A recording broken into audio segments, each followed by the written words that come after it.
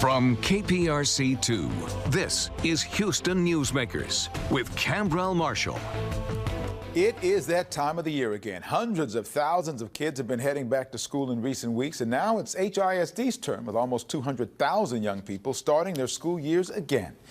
While the students may be ready, the question is whether the teachers and administration is. As the last school year ended, the Uvalde school murders were fresh in the minds of everyone.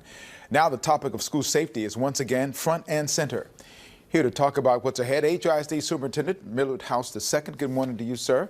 I'm going to get to that school safety question in just a moment, but another exciting first, which is the first day of school. Seems to me that it's always exciting. I remember back when I was going to school, it was exciting then. How about you as an administrator, second time around for you, first day of school? Absolutely. We're extremely excited, not only to be here with you this morning again, Cambrell, but to get our students in the hallways of the 284 some odd schools throughout HISD.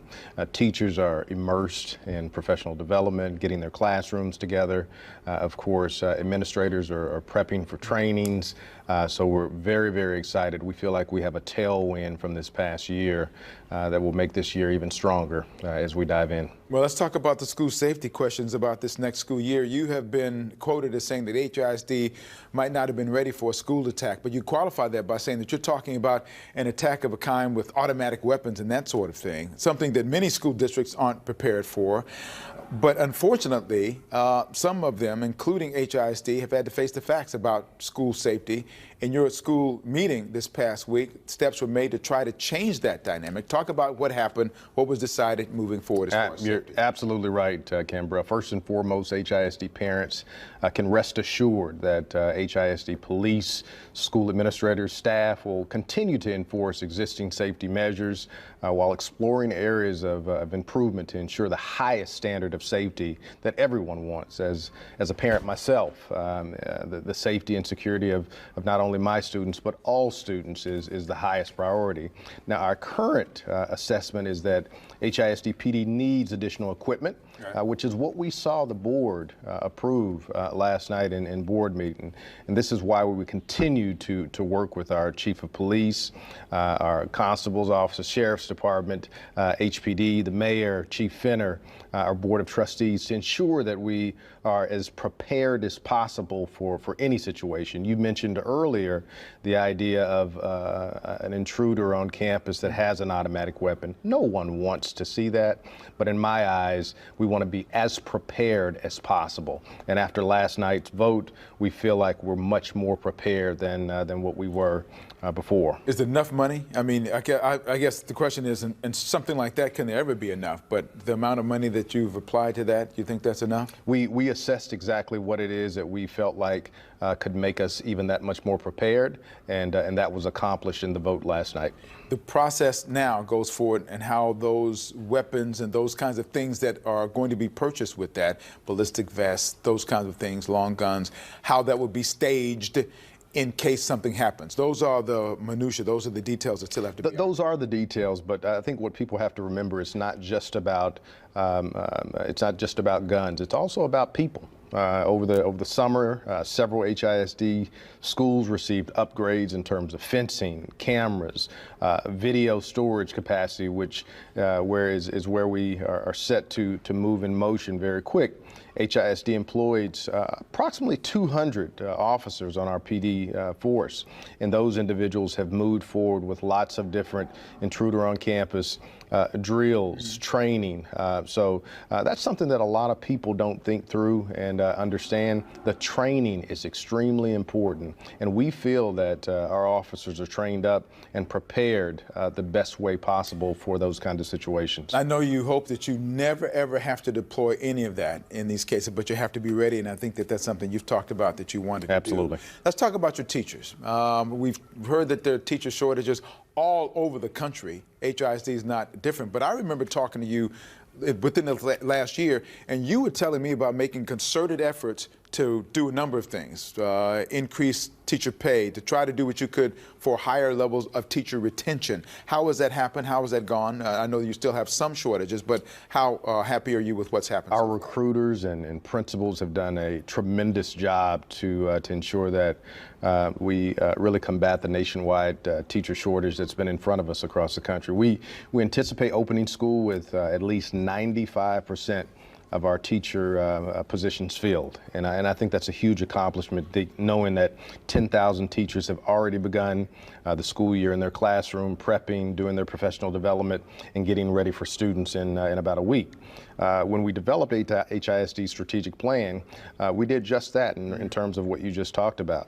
We talked about the idea of partnering with organizations like the University of Houston downtown, and other universities.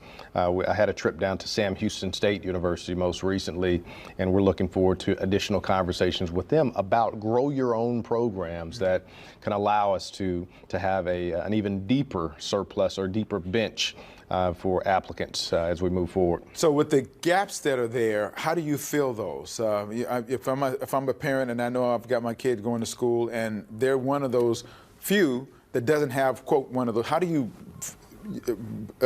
branch over to make sure that all the spots are filled? If you have 95%, yep, there's 5% that that's correct. So how does that work? So of course we have a traditional substitute pool as well. We also are doing something a little bit different than we did last year. We deployed several individuals from Hattie Mae, our Education Service Center, and this year we're taking volunteers from Hattie Mae that may want to go out that have certification as well. Okay. So on top of our teaching or substitute teaching pool, we also have a pool of individuals that's being built that have certification from Hattie Mae that can volunteer and be out in schools also. So one of the big headaches over the last year and a half for everybody is the pandemic. The pandemic, the height of it is over, but COVID is not, and now we have monkeypox as well.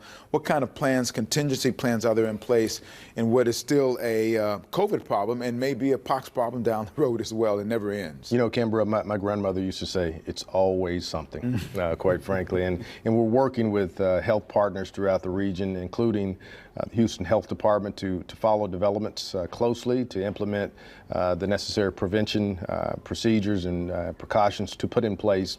We also will continue using the enhanced cleaning procedures and cleaning agents. HISD has begun that process already, of course, during the pandemic. So a lot of that will just be transferred over in terms of what we're seeing with monkeypox. We're disinfecting, using different disinfectants for our schools. Also, we are no longer requiring masks, and I think that's important. We had a few people to show up at our board meeting thinking that we were potentially requiring masks, so that has been brought to a halt. But parents can continue moving forward. Personal hygiene has never been more important, so we're teaching and encouraging on a daily basis. Parents, we're encouraging them to speak with their children about the importance of washing their hands.